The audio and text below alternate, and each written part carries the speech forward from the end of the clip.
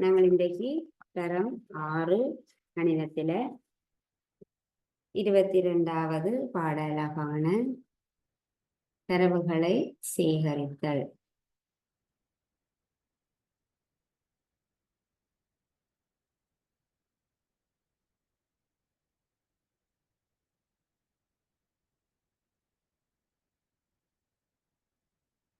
பாடத்தினுடைய தொடர்ச்சியை படிக்க இருக்கிறோம். 22வது பாடலான தரவுகளை சேகரித்தல், தரவுகளை எவ்வாறு சேகரிக்கிறது என்பது தொடர்பாக படிக்க இருக்கிறோம். நேற்றும் நாங்கள் நாங்கள் தரவுகளை சேகரிக்கிறது அப்படி என்றா என்ன, முதலாவது தரவுகள் என்றா என்னென்று ஞாபகப்படுத்திக் கொள்ளுவோம். தரவுகள் அப்படி என்றா எண் வடிவில காட்டக்கூடிய தகவல்கள். ஏதாவது ஒரு தகவலை நாங்கள் எண் வடிவில காட்டுவோமே ஆனால் அதை நாங்கள் தரவு என்று சொல்லுறோம். உதாரணமாக பாடசாலையில உங்களுடைய வகுப்பறையில ஒவ்வொரு நாளும் உங்களுடைய தரவுகளானது சேகரிக்கப்படுது. எப்படி நீங்கள் இன்றைக்கு பாடசாலைக்கு வந்திருக்கிறீங்களா, நேற்றைக்கு வந்தனீங்களா அண்டு ஒவ்வொரு நாளும் காலையிலே முதலாவது பாட வேளையில அந்த வரவு குறி மூலமாகத்தான் தரவுகள் குறிக்கப்படுகிறது. முதலாவது காலையில வந்த உடனே நாங்கள் முதலாம் பாடத்திலே வகுப்பு ஆசிரியர் எல்லா மாணவர்களும் வந்திருக்கிறார்களா என்று பார்ப்பாங்க. வந்திருந்தார்கள் என்றால் இப்படி ஒரு கோடு போடுவாங்க, வந்திருக்கிறார்.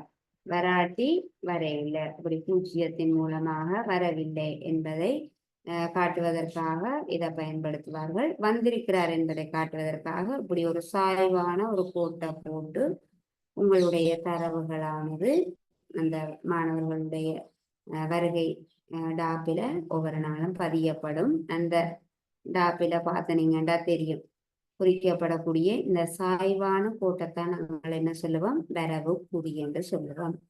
வந்திருக்கிறார் என்பதற்காக பயன்படுத்தக்கூடிய குறியீடு. இவ்வாறான முறைகள்ல தரவுகளானது சேகரிக்கப்படுது. ஆகவே தரவுகள் அப்படி என்றா என்ன, எண் வடிவில காட்டக்கூடிய தகவல்கள். முதலாவது இன்றைக்கு நாங்கள் முதலாவதாக ஒரு தகவல் ஒன்று எடுப்போம். அந்த தகவல்களை எவ்வாறு வரவு குறி மூலமாக குறிச்சு காட்டுறது ஒன்று பார்ப்போம். உங்களுடைய வகுப்பறையில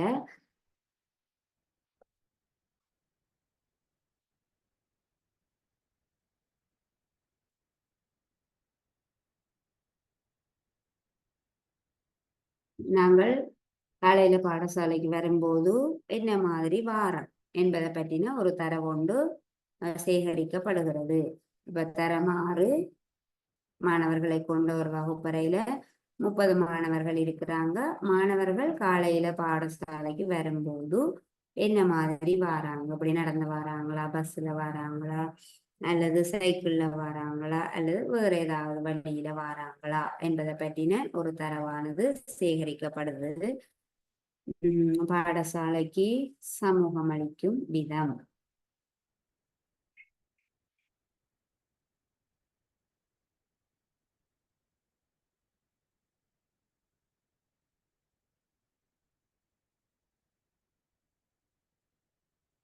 பாடசாலைக்கு என்ன மாதிரி வந்து சேர்கிறார்கள் என்பதை பற்றின தரவை நாங்கள் எடுக்க போறோம்.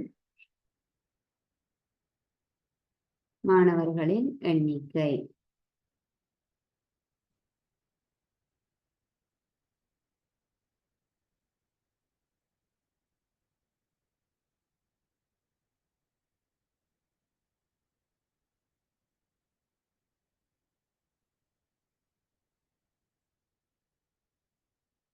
இப்ப உங்களுக்கு தெரியும் உங்களுடைய பாடசாலையில இருக்கக்கூடிய மாணவர்கள் என்ன மாதிரி பாடசாலைக்கு வந்து சேர்றாங்க அப்படின்னு. இப்ப கொஞ்சம் பேர் என்ன செய்வோம், சைக்கிள்ல வருவோம், ஈருளி மூலம் சைக்கிள்ல கொஞ்சம் பேர் வருவோம். அடுத்ததாக கொஞ்சம் பேர் நடந்து வருவாங்க. கொஞ்சம் பிள்ளைகள் பேருந்துல வருவாங்க. பேருந்து மூலமாக இன்னும் சில பேர் எப்படி வருவாங்க, வேறு வழியில வேறு வழி என்றா ஆட்டோவில் வாராக்கள் இருக்கிறாங்க. அடுத்தது பேரண்ட்ஸ் கொண்டு வந்து பாடசாலைக்கு விடக்கூடிய ஆக்கள். இது மூன்றும் தவிர்ந்த வேறு வழிகளில் எத்தனை பேர் வராங்க? பிரதானமாக சைக்கிள்ல போவோம், நடந்து போவோம், பஸ்ஸில் போவோம். அது தவிர்ந்த வேறு வழிகள் மூலமாக பாடசாலைக்கு போறோம். அப்ப அதை பற்றின ஒரு தரவை நாங்கள் இன்றைக்கு எடுக்கிறோம். இப்ப தரம் 6 மாணவர்கள் இடையே இவ்வாறான ஒரு தரவு சேகரிக்கப்படுது. எப்படி? தரம் 6 மாணவர்கள் பாடசாலைக்கு இந்த மாதிரி வராங்க, என்ன வழிகள்ல வந்து சேர்றாங்க.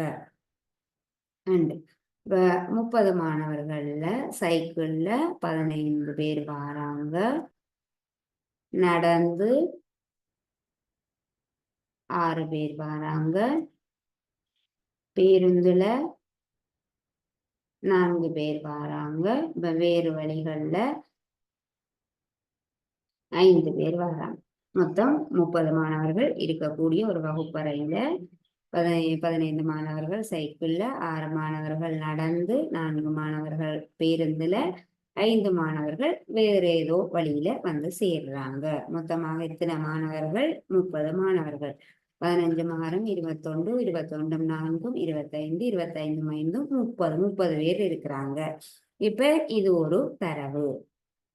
ஏதோ ஒரு தகவலை நாங்கள் சேகரிக்கிறோம். ஒரு பாடசாலைக்கு ஒரு பாடசாலையில இருக்கக்கூடிய ஏதாவது ஒரு தரத்துல, தரம் 6ல படிக்கக்கூடிய மாணவர்கள் பாடசாலைக்கு வந்து சேர்கின்ற விதம், என்ன மாதிரி பாடசாலையை வந்து அடைகிறார்கள், என்ன விதத்துல வந்து சேர்கிறார்கள் என்பதை பற்றின ஒரு தரவு சேகரிக்கப்படுது.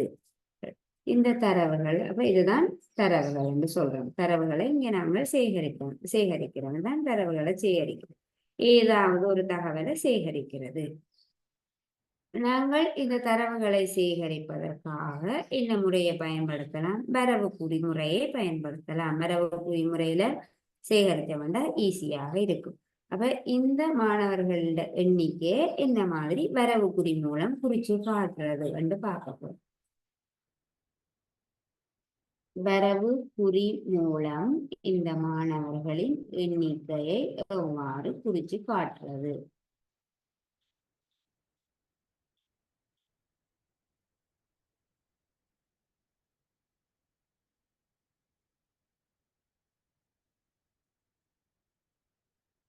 இந்த தரவுகளை சேகரிக்கப்பட்ட அந்த தரவுகளை வரவு குறி மூலம் நாங்கள் குறிச்சு காட்ட போகிறோம். பாருங்கோ, முதலாவதாக சைக்கிள்ல வார மாணவர்களின் எண்ணிக்கை 15. இப்போ 15 வரவு குறியில எப்படி குறிக்கிறது? வரவு குறி என்றா என்ன? இப்படி ஒரு மாணவரை குறிப்பதற்காக இப்படி ஒரு சாய்வான ஒரு கோட்டை, இந்த பக்கம் சாயக்கூடாது கோடு, இப்படி ஒரு சாய்வான கோட்டை பயன்படுத்தினோம்டா சரி. ஒரு மாணவனை குறிப்பதற்காக இப்படி ஒரு சாய்வான கோட்டை நாங்கள் பயன்படுத்துகிறோம். அதுதான் வரவு குறி. ஒரு கோட்டை கீறினோம்டா ஒரு மாணவரை குறிக்கிறோம். சைக்கிள்ல எத்தனை மாணவர்கள் வராங்க? 15 மாணவர்கள் வராங்க. 15 மாணவர்கள் எப்படி குறிக்க போறோம்? ஒரு மாணவன், ஒரு கோடு, 2 3 4. 5வது வரும்போது என்ன செய்ய வேணும்? 4வது வரவு குறியில இருந்து இப்படி வெட்டி கொண்டு வரும். 1 2 3 4, 4 வரவு குறிகளை கீறிட்டு 5வது என்னென்ற கீறுறது, இந்த 4வது ஆரம்பத்துல தொடங்கி 1வது இறுதிக்கு வார மாதிரி சாய்வான கோடு. 4வது கோட்டுண்ட ஆரம்பம், 1வது கோட்டுண்ட இறுதி, முடிவில வந்து சேர வேணும். 5 மாணவர்களை குறிச்சிட்டோம். அடுத்த 5 மாணவர்கள் 1 2 3 4 5, 10 மாணவர்களை குறிச்சிட்டோம். 1 2 3 4 5, 15 மாணவர்களை நாங்கள் குறிச்சிருக்கிறோம். சைக்கிள்ல வார 15 மாணவர்களை வரவு குறி மூலம் நாங்கள் இவ்வாறு காட்ட முடியும். அடுத்தது நடந்து வார 6 மாணவர்களை குறிப்போம். 1 2 3 4 5 6. பேருந்துல வர 4 மாணவர்களை வரவுக்குறி மூலம் குறிப்போம். 1 2 3 4. வேறு வழிகளின் மூலமாக வர 5 மாணவர்களை குறிப்போம். 1 2 3 4 5. ஆகவே பிள்ளைகள் வரவுக்குறி மூலம் நாங்கள் எவ்வாறு குறித்து காட்ட முடியும்? இந்த வரவுக்குறி எங்களுக்கு இப்ப ஈஸியாக இருக்கும் என்றால் எண்ணிக்கை தரப்படும் போது என்னென்று வரவுக்குறி மூலம் குறித்து காட்டுறேன்னா நாங்கள் இப்படி செய்வோம். ஆரம்பத்திலேயே என்றதை விட இந்த வரவுக்குறியில குறிக்கிறது ஈஸியாக இருக்கும். வரும்போது ஒரு மாணவர் முதலாவது மாணவர் சைக்கிள்ல வாரார் அப்படின்னா முதலாவது கோடு. ஈஸியாக நாங்கள் எண்ணிக்கைய வரவுக்குறி மூலமாக இலகுவாக நாங்கள் குறிக்கலாம். முதலாவது வரவுக்குறியை குறிச்சுட்டு எப்படி சைக்கிள்ல முதலாவது ஒரு மாணவர் இருந்தால் ஒரு கோடு, அடுத்த மாணவர் சைக்கிள்ல வராருண்டா 2வது கோடு, அடுத்த மாணவர் நடந்தது சைக்கிள் என்றா இருவொளி.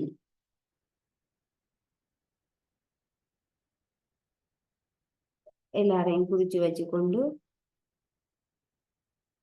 அடுத்த மாணவர் நடந்து வராருண்டா அவருக்கு ஒரு கோடு. வரவுக்குரிய இப்படி விட்டு முடிய நாங்கள் எண்ணிக்கை எழுதுறது ஈஸியாக இருக்கும். பார்த்து கொண்டு சைக்கிள் வேண்டா இப்படி வரவுக்குறி மூலமாக குறிச்சிட்டு எண்ணிக்கை எழுதுறது எப்பவுமே இலகுவானதாக இருக்கும். இந்த மார்க்ஸ் பதியும் போதெல்லாம் 0 தொடக்கம் 10 வரையான மதிப்பெண்களை பெற்ற மாணவர்கள் எத்தனை பேர்? அப்போ ஒரு மாணவர் 5 எடுத்திருக்கிறாருன்னா முதல்ல 0 தொடக்கம் 10க்குள்ள அவரை குறிக்க வேணும், ஒரு வரவுக்குறி போட்டு. அந்த வரவுக்குறியில குறிச்சிட்டு எண்ணிக்கை எழுதுவது இன்னும் சுலபமானதாக இருக்கும். வரவுக்குறியை நாங்கள் இவ்வாறு குறித்து காட்டுவோம். நாங்கள் இன்றைக்கு பயிற்சியில ஒரு கேள்வி ஒன்று செய்வோம்.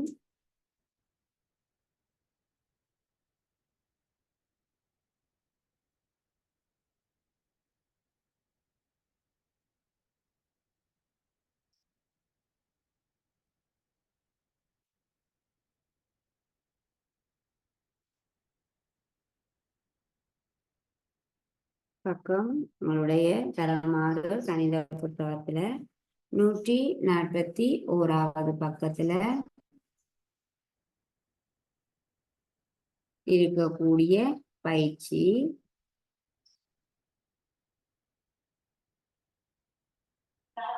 22.1 பக்கம் 141 பயிற்சி 22.1 இருக்கக்கூடிய 2வது கேள்வியை நாங்கள் இன்றைக்கு செய்வோம். நீங்கள் அந்த கேள்வி எடுத்துக்கொள்ளலாம். கேள்வி எண் 2. பாருங்கோ, 6ஆம் தரத்தில் உள்ள 36 பிள்ளைகளில் ஒவ்வொரு குடும்பத்திலும் உள்ள அங்கத்தவர்களின் எண்ணிக்கை கீழே காட்டப்பட்டுள்ளது. ஒரு தரவு ஒன்று தந்திருக்குது. என்ன மாதிரியான தரவு? 6ஆம் தரத்தில் உள்ள 36, 6ஆம் வகுப்புல 36 பிள்ளைகள் இருக்கிறாங்க. இந்த 36 பிள்ளைகளையும் 36 பிள்ளைகளினுடைய குடும்பத்திலையும் இருக்கக்கூடிய அங்கத்தவர்களின் எண்ணிக்கை, ஒவ்வொரு பிள்ளைகள வீட்டையும் இருக்கக்கூடிய குடும்ப உறுப்பினர்கள், ஒவ்வொரு பிள்ளைங்க வீட்டையும் எத்தனை பேர் இருக்கிறாங்க, அவங்களோட குடும்பத்துல எத்தனை பேர் இருக்கிறாங்க என்பதை பற்றின தரவொன்று தரப்படுகிறது. பாருங்க என்ன மாதிரி.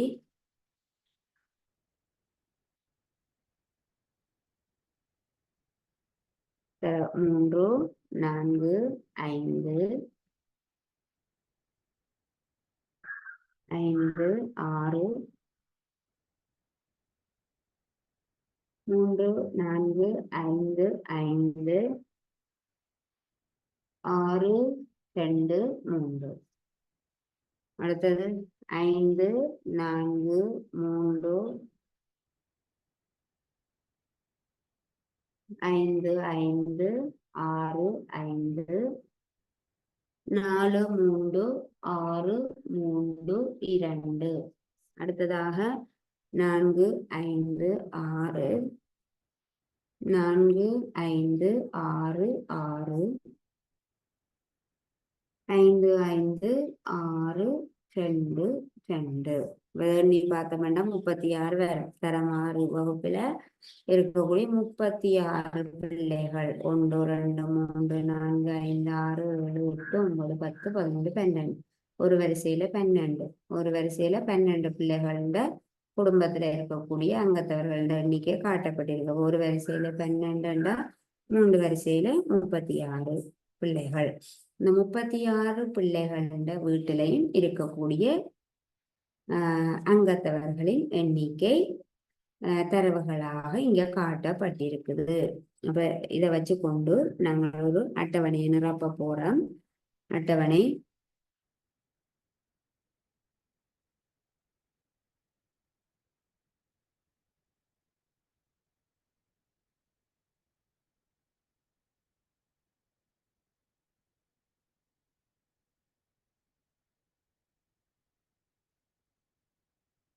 வீட்டிலுள்ள அங்கத்தவர்களின் எண்ணிக்கை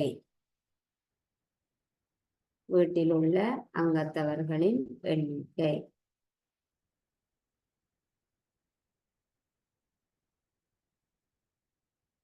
வீட்டிலுள்ள அங்கத்தவர்களின் எண்ணிக்கை. அடுத்ததாக வரவுக்குறி மூலம் அங்கத்தவர்களின் எண்ணிக்கையை காட்ட வேணும்.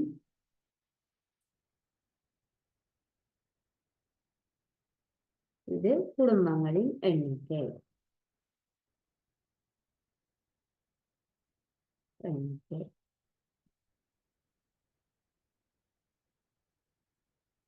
அந்த அட்டவணை உங்களுக்கு புத்தகத்துல தரப்பட்டிருக்குது. 2 3 4 5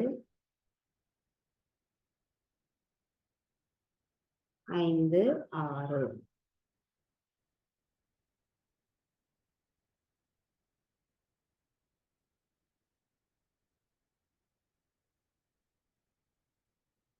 2 3 4 5 6 வீட்டில் உள்ள அங்கத்தவர்கள் என்ற 2 அங்கத்தவர்கள் உள்ள குடும்பங்கள் எத்தனை பேர்?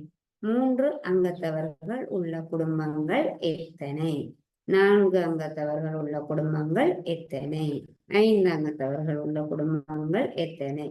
இப்படி இருக்கக்கூடிய தரவு இப்படி பார்த்தோம்னா எங்களுக்கு கஷ்டமாக இருக்கும். அதாவது 3 4 5 5 5 அப்படி இருந்தா எங்களால ஒரு தகவலையும் இதுல சேகரிக்க முடியாது. 36 பிள்ளைகள வீட்டையும் இருக்கக்கூடிய குடும்ப அங்கத்தவர்கள் எண்ணிக்கை தரப்பட்டிருக்குது. இப்ப ஒரு முதலாவது பிள்ளைன்ற வீட்டை 3 பேர் இருக்கிறாங்க.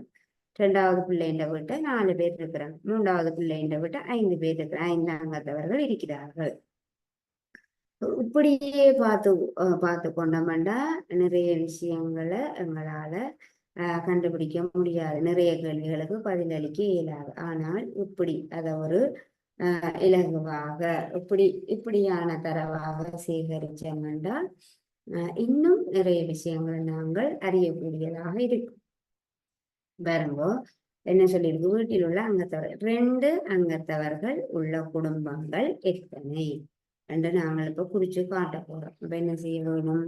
2 அங்கத்தவர்கள் எங்க எல்லாம் வாராங்களோ அதுக்கு 2 அங்கத்தவர்கள் வரும்போது ஒரு கோடு நாங்கள் போட்டு குடும்பங்களோட எண்ணிக்கையை இலகுவாக காண முடியும். 2 அங்கத்தவர்கள் உள்ள குடும்பங்கள் எத்தனை இருக்குன்னு பார்ப்போம். 2 அங்க எல்லாம் இருக்குன்னு பார்த்துட்டு வரோம். 2 ஒரு பிள்ளைன்ற வீட்டை 2 பேர் இருக்கிறாங்க.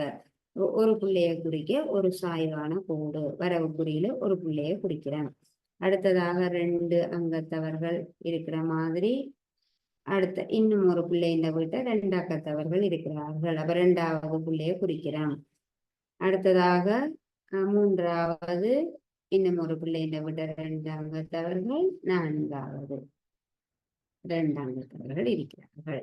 அப்ப எத்தனை பேர்த்த வீட்டை 2 அங்கத்தவர்கள் இருக்கிறார்கள்? 4 பிள்ளைகள வீட்டை 4 குடும்பங்கள்ல 2 அங்கத்தவர்கள் இருக்கிறார்கள். வரவு குறியில குறிச்சிட்டு இதுல குறிச்சோம்னா இலகுவானதாக இருக்கும். இதை குறிக்காம எண்ணிக்கையை குறிச்சோம்னா கஷ்டமாக இருக்கும். இதை குறிச்சிட்டு எண்ணிக்கை எழுதினோம்னா ஈஸியா இருக்கும். அடுத்ததாக 3 அங்கத்தவர்கள் இருக்கக்கூடிய வீட்டை நாங்கள் வரவுக்குறி மூலம் குறிக்க போறோம். இப்போ மூன்று முதலாவதாக ஒரு பிள்ளையிட விட்ட 3 பேர் இருக்கிறாங்க. இரண்டாவது 2 பிள்ளை, மூன்றாவது 3 பிள்ளை, 4 நான்காவது பிள்ளைன்ற வீட்டை 3 பேர் இருக்கிறாங்க. அடுத்தது 5வது பிள்ளைன்ற வீட்டை 3 பேர் இருக்கிறாங்க. 5 இப்படி குறிப்போம். இப்படி அடுத்த கோடு 5 குறிக்கிற கோடு குறுக்கு கோடா குறுக்கால கீறப்படக்கூடிய கோடாக இருக்க வேணும். 5, 6, 6 பிள்ளைகள். 3 எத்தனை வரும்? 1, 2, 3, 4, 5. 1, 2, 3, 4, 5, 6. 6 பேருண்ட வீட்டில் 3 அங்கத்தவர்கள் இருக்கிறார்கள். அடுத்ததாக 4 அங்கத்தவர்கள் இருக்கிற குடும்பங்கள் எண்ணுவம். ஒரு பிள்ளை, 2 பிள்ளை, 2 வீடு, 2 குடும்பம். அடுத்த 4, 3, 4, 5 அடுத்த சரிவான கோடு 6, 6. அடுத்தது 5 அங்கத்தவர்கள் இருக்கிற வீட்டை குறிப்பும் வரவு குறியில 1, 2, 3, 4, 5, 6, 7, 8, 9. அடுத்த 5 10வது கூடுபடி வர வேணும். அடுத்த 1, 2. அடுத்ததாக எஞ்சி இருக்கிறது 6 அங்கத்தவர்கள் இருக்கிற வீடு 1, 6, 2. அடுத்த 6, 2. அடுத்த 6, 3. அடுத்த 6, 4. அடுத்த 6, 5. அடுத்த 6, 6. அடுத்த 6, 7. அடுத்த 6, 8. இனி வரவுக்குரிய பார்த்து பார்த்து என்றதை விட வரவுக்குறியில குறிக்கிறத ஈஸி. ஒரு மூண்டுக்கு ஒரு கோடு, அடுத்த 3க்கு இன்னொரு கோடு, ஒரு 2க்கு ஒரு கோடு, அடுத்த 2 இன்னொரு கோடு. இப்படி பார்த்து கொண்டு போனோம்டா எங்களுக்கு அந்த எண்ணிக்கையிலையும் குழப்பம் வராது, இலகுவாக இருக்கும். வரவுக்குரிய குறிச்சிட்டு என்றது ஈஸியா இருக்கும். இனி எண்ணுவம் 4, இங்க 6, இதுல 6, 5 5 10, 12, 5 3 8. இதை எண்ணும் போது எத்தனை வர வேணும்? 36 பிள்ளைகள் இருக்கிறார்கள். அப்ப 36 குடும்பங்கள் வர வேணும். 4 மாறும் 10, 10 மாறும் 16, 16 12, 28, 28 மட்டும் 36. 36 குடும்பங்களில இருக்கக்கூடிய அங்கத்தவர்கள எண்ணிக்கை அல்லது 36 பிள்ளைகள் வீட்டில் இருக்கக்கூடிய அங்கத்தவர்களின் எண்ணிக்கையை வரவுக்குறியில காட்டியிருக்கிறோம், எண்ணிக்கையிலையும் காட்டியிருக்கிறோம். அப்ப இவ்வாறு ஏதாவது ஒரு ஒன்றை பற்றிய தகவல்களை சேகரிக்கிறது தான் நாங்கள் என்ன சொல்றோம், தரவுகள் என்கிறோம். இந்த தரவுகளை சேகரிக்கிறதுக்காக நாங்கள் என்ன செய்யறோம், வரவுக்குறி முறையை பயன்படுத்தி தரவுகளை சேகரிச்சிருக்கிறோம்.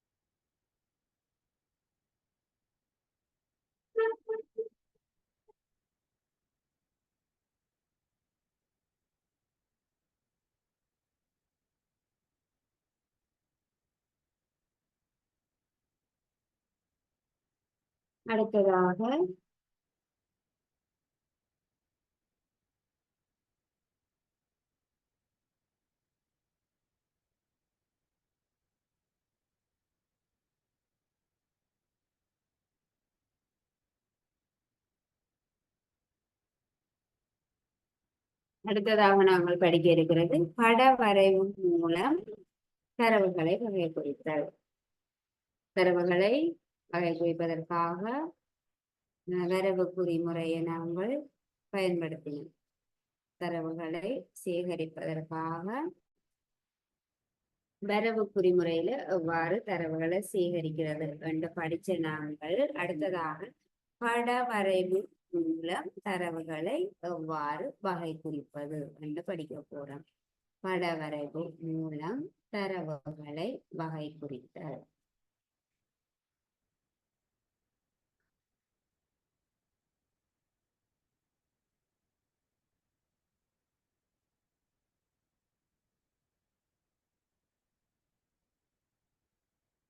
படவரைவு மூலம் தரவுகளை வகை குறித்தல் அப்படி என்றா என்ன? ஒரு படத்தை கூறி காட்டுறது. தரவுகளை சேகரிக்கும் பொழுது ஒரு மாணவனை குறிப்பதற்காக ஏதோ ஒரு படத்தை பயன்படுத்துற. ஏதாவது ஒரு வட்டமோ சதுரமோ மாணவன் மாதிரியான ஒரு உருவத்தையோ கொய்யாப்பழம்னா கொய்யாப்பழம் மாதிரியான ஒரு படத்தை சின்ன படத்தை பயன்படுத்துறது. என்னது பட வரைவு மூலம் தரவுகளை வகை குறிக்கிறது. இப்ப பாருங்க, உதாரணமாக நாங்கள் ஒரு கேள்வி ஒன்று செய்வோம். ஒரு பாடசாலையில ஒரு வகுப்பறையில கல்வி கற்கக்கூடிய மாணவர் ஒரு வகுப்பறையில இருக்கக்கூடிய 24 மாணவர்கள் இன்றைக்கு காலையில கொண்டு வந்த காலை உணவு பற்றின ஒரு தரவொன்றை நாங்கள் சேகரிக்க போறோம். உதாரணமாக ஒரு கேள்வி ஒன்று செய்வோம். இந்த கேள்வியில என்ன செய்ய என்னத்தை பற்றின தரவை சேகரிக்கிறோம். ஒரு பாடசாலையில ஒரு வகுப்பு தரம் 7 வகுப்பில உள்ள மாணவர்கள் இன்றைக்கு காலையில கொண்டு வந்த உணவு, ஒவ்வொரு மாணவரும் என்னென்ன சாப்பாடு கொண்டு வந்திருக்கிறாங்க என்பது பற்றின தரவை நாங்கள் சேகரிக்க போறோம். மாணவர்கள் கொண்டு வந்த காலை உணவு என்னென்ன உணவு வகைகளை மாணவர்கள் கொண்டு வந்திருக்கிறார்கள், எத்தனை மாணவர்கள் கொண்டு வந்திருக்கிறார்கள் என்பதை பற்றின தரவை நாங்கள் சேகரிக்க போறோம். காலை உணவு மாணவர்களின் எண்ணிக்கை.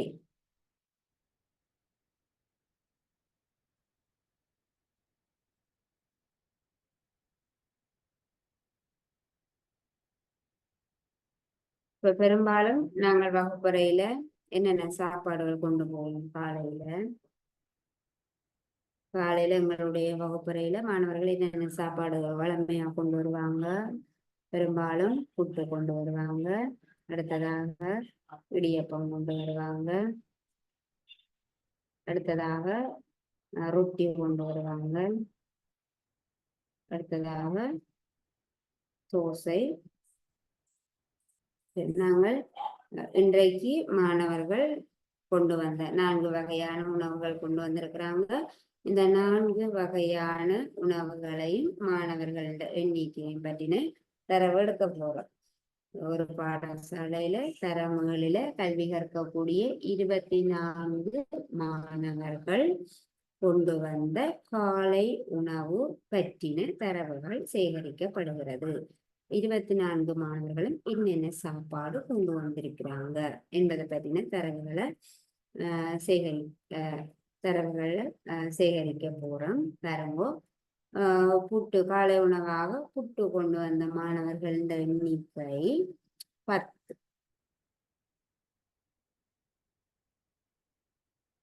காலை உணவாக இடியப்பம் கொண்டு வந்த மாணவர்களின் எண்ணிக்கை 6. காலை உணவாக பெரும்பாலும் நாங்கள் புட்டுத்தான் கொண்டு வரோம் காலையில. அடுத்ததாக ரொட்டி கொண்டு வந்த மாணவர்களின் எண்ணிக்கை 5. 16 16 மைதம் 21 மீதி 3 மாணவர்கள் தோசை கொண்டு வந்திருக்கிறாங்க. ஒரு வகுப்பறையில படிக்கக்கூடிய 24 மாணவர்கள் கொண்டு வந்த காலை உணவு பற்றின தரவுகள் இங்க காட்டப்பட்டிருக்குது. 10 மாணவர்கள் காலை உணவாக புட்டு கொண்டு வந்திருக்கிறாங்க. 6 மாணவர்கள் காலை உணவாக இடியப்பம் கொண்டு வந்திருக்கிறாங்க. 5 மாணவர்கள் காலை உணவாக ரொட்டி கொண்டு வந்திருக்கிறாங்க. 3 மாணவர்கள் காலை உணவாக தோசை கொண்டு வந்திருக்கிறார்கள். இந்த தரவு இப்படி பார்க்கும்போது உங்களுக்கு ஈஸியா இருக்கும். இந்த தரவு ஈஸியா நாங்கள் எண்ணி எடுத்திருப்போம். இப்ப இந்த தரவுகளை எவ்வாறு பட வரைவில காட்டுவது? நாங்கள் படிக்க போறது பட வரைவு மூலம் தரவுகளை வகை குறிப்பது எவ்வாறு? ஒரு படத்துல காட்ட போறோம். இந்த மாணவர்கள் கொண்டு வந்த காலை உணவு பற்றின இந்த தரவுகளை பட வரைவுல நாங்கள் குறித்து காட்ட போகிறோம்.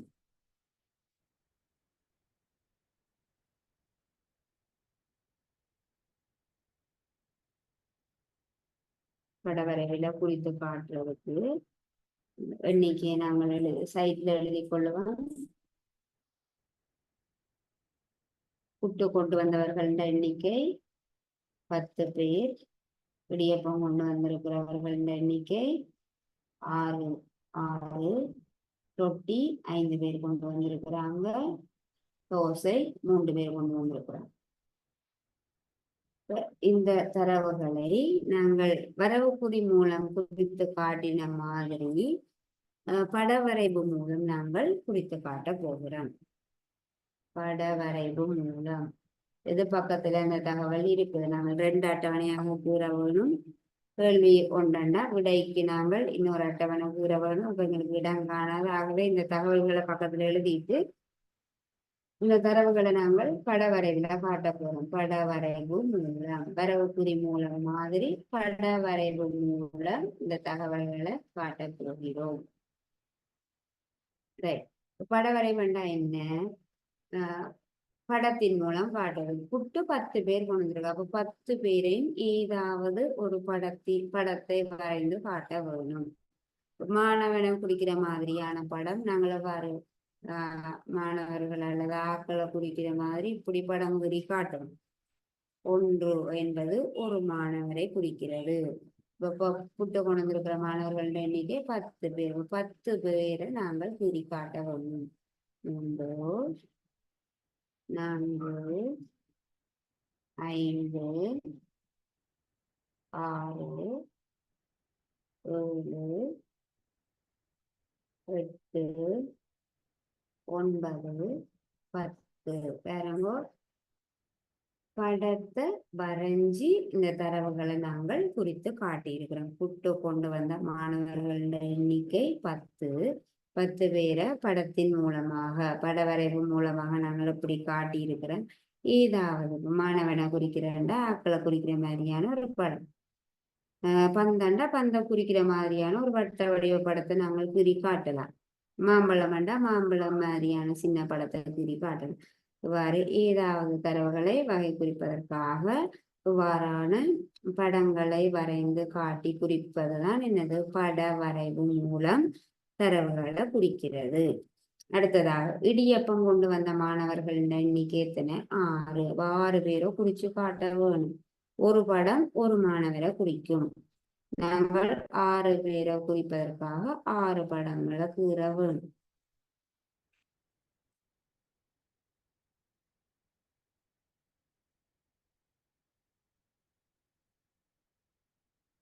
இடியப்பம் 6 மாணவர்கள் கொண்டு வந்திருக்கிறார்கள் என்பதை இந்த படவரைவு காட்டுகிறது. அடுத்து ரொட்டி 5 மாணவர்கள் கொண்டு வந்திருக்கிறார்கள். 5 படங்களை குறி காட்ட வேணும். 4, 5. தோசை 3 மாணவர்கள் கொண்டு வந்திருக்கிறார்கள். 3. அப்ப இவ்வாறு படத்தின் மூலமாக படவரைவு மூலமாக நாங்கள் தரவுகளை குறிக்கிறோம். இப்ப இந்த தரவுகள் இல்லாட்டியும் கேள்வியாக தந்த அந்த தரவு இல்லாட்டியும் ஆனா நாங்கள் கீழே கண்டிப்பாக எழுத வேணும். அட்டவணைக்கு கீழே எழுத வேணும். இப்படி இந்த படமானது இந்த குறியீடானது ஒரு மாணவனை குறிக்கிறது என்பது ஒரு மாணவனை குறிக்கிறது. கண்டிப்பாக இந்த அட்டவணையை செய்த பிறகு இந்த தகவலை நீங்கள் எழுத வேணும். ஒரு படம் குறிக்கிறது எத்தனை மாணவர்களை. நாங்கள் இங்கே இருக்கக்கூடிய இந்த படமானது, இந்த குறியீடானது ஒரு மாணவனை குறிக்கிறது.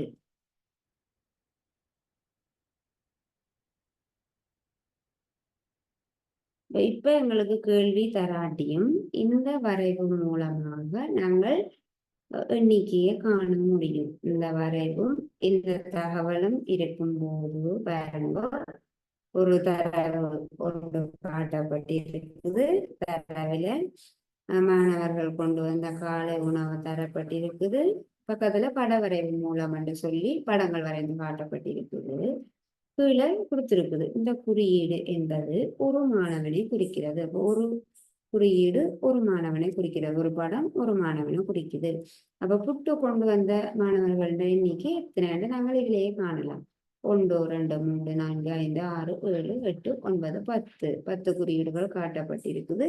ஒரு குறியீடு ஒரு மாணவனை குறிக்குது. ஆகவே புட்டு கொண்டு வந்திருக்கிற மாணவர்கள் 10 பேர். இடியப்பம் கொண்டு வந்திருக்கிற மாணவர்கள் 6 பேர். ரொட்டி கொண்டு வந்திருக்கிற மாணவர்கள் 5 பேர். தோசை கொண்டு வந்திருக்கிற மாணவர்கள் 3 பேர். 2 தரவுகள் எழுத்து வடிவில தரப்படாவிட்டாலும் இப்படி பட வரைவு மூலமாக தந்தாலும் அந்த தரவுகளை எங்களுக்கு சரியாக கூறக்கூடியதாக இருக்குது. ஆகவே இவ்வாறாக தரவுகளை வகை குறிக்கும் முறையைத்தான் நாங்கள் என்ன சொல்றோம்? படவரைவு முறை என்கிறோம். படவரைவில் ஒரு குறியீடு மூலம் எத்தனை உருப்படிகள் காட்டப்பட்டிருக்குது என்பதனை நாங்கள் கண்டிப்பாக குறிக்க வேணும்.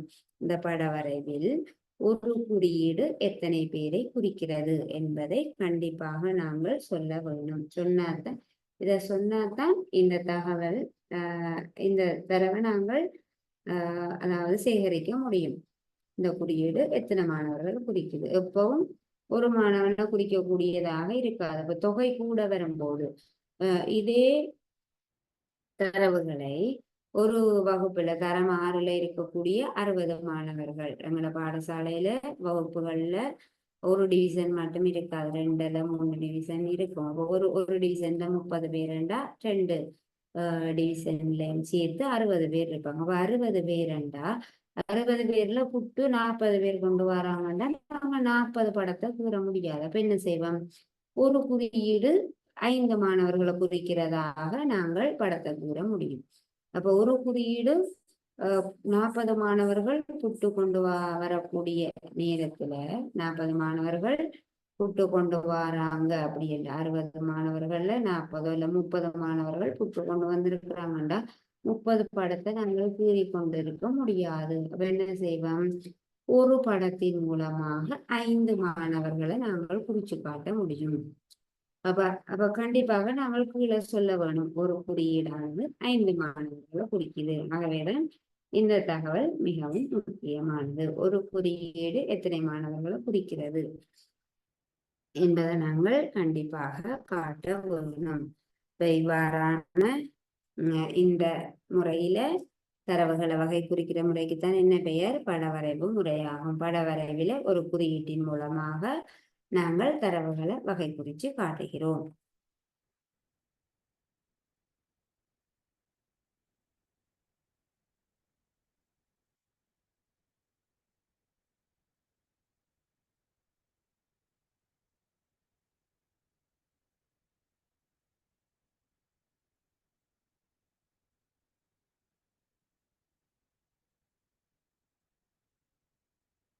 இதே போல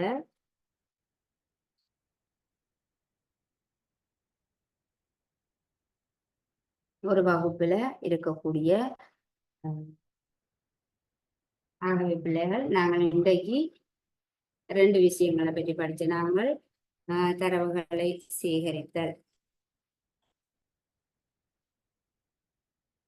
தரம் 6ல கணிதத்துல 22வது பாடலான தரவுகளை சேகரித்தல்ல ரெண்டு விஷயங்களை பற்றி படிச்ச நாங்கள். முதலாவது வரவு குறி மூலம் தரவுகளை சேகரிக்கிறது. இப்ப கேள்வி மாணவர்கள எண்ணிக்கையை தந்துட்டு வரவு குறியில குறித்து காட்டுக அப்படி என்னும் கேள்வி வரலாம்.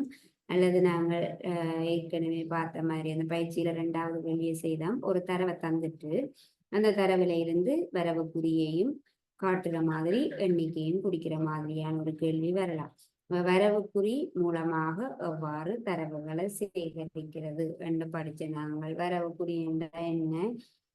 ஒரு மாணவனை குறிப்பதற்காக, ஒரு நபரை குறிப்பதற்காக ஒரு சாய்வான கோட்டை நாங்கள் பயன்படுத்தி வரவு குறி மூலம் தரவுகளை குறிச்சு காட்டுவோம். 2வதாக நாங்கள் நாங்கள் பட வரைவு மூலமாக தரவுகளை குறிச்சு காட்டுவது. பட வரைவண்டா என்ன?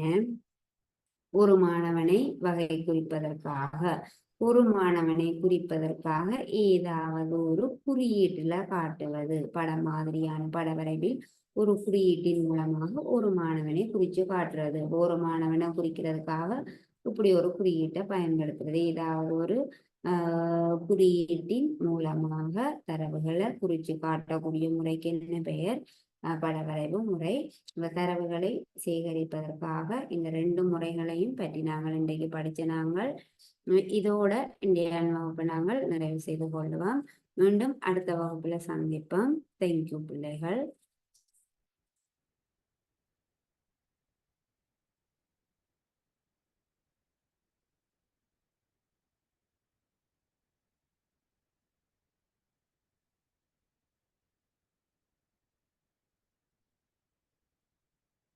Sir, class over.